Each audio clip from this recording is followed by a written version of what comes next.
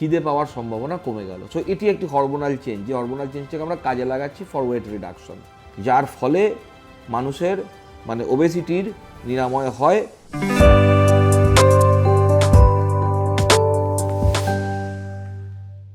নমস্কার, welcome to ডাক্তারবাবু YouTube channel.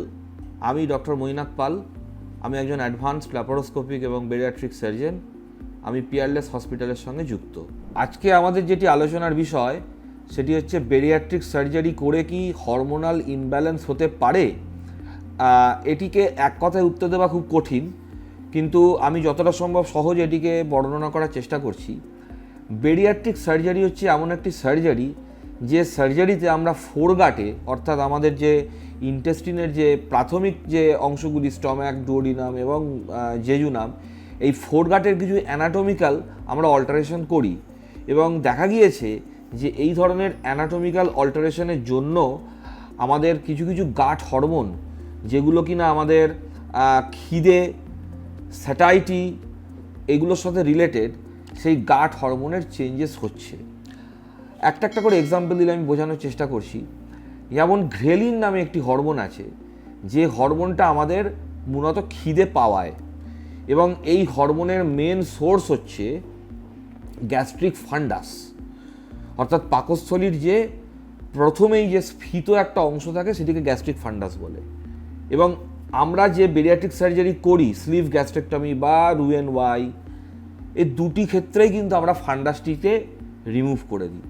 অর্থাৎ ঘ্রেলিন হরমোনের যে মেন সোর্স, সেই মেন সোর্সটাকে আমরা রিমুভ করে দিলাম, এবং তার ফলে পেশেন্টের খিদে পাওয়ার সম্ভাবনা কমে গেল। সো এটি একটি হরমোনাল চেঞ্জ, যে হরমোনাল চেঞ্জটাকে আমরা কাজে লাগাচ্ছি ফর ওয়েট রিডাকশন।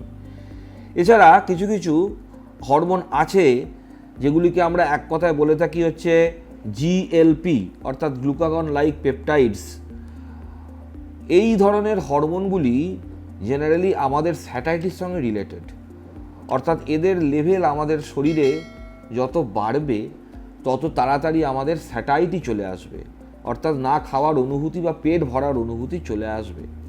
এবং দেখা গিয়েছে যে বেরিয়াট্রিক সার্জারিতে খুব কনসিস্টেন্টলি এই ধরনের জিএলপি যে হরমোনসগুলির কথা বললাম, এই ধরনের হরমোনের লেভেল কিন্তু আমাদের শরীরে বেড়ে যাচ্ছে, যার ফলে অল্প খেলেই তার স্যাটাইটি চলে আসছে এবং সে বেশি খাওয়া থেকে বিরত থাকছে।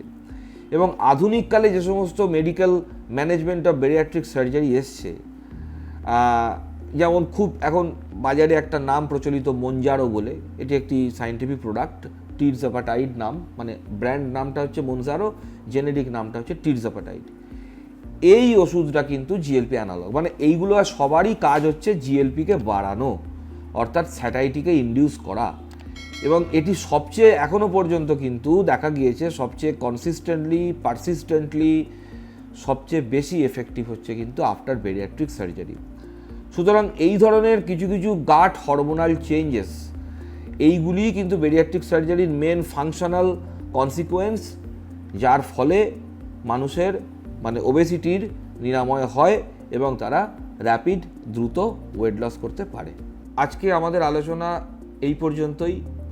এই রকম আরও নানান তথ্যমূলক ভিডিও দেখতে হলে আমাদের ডক্টরবাবু ইউটিউব চ্যানেলটিকে সাবস্ক্রাইব করুন, এবং আমার সঙ্গে যোগাযোগ করতে হলে নিচে দেখানো ফোন নাম্বারটির সঙ্গে যোগাযোগ করুন।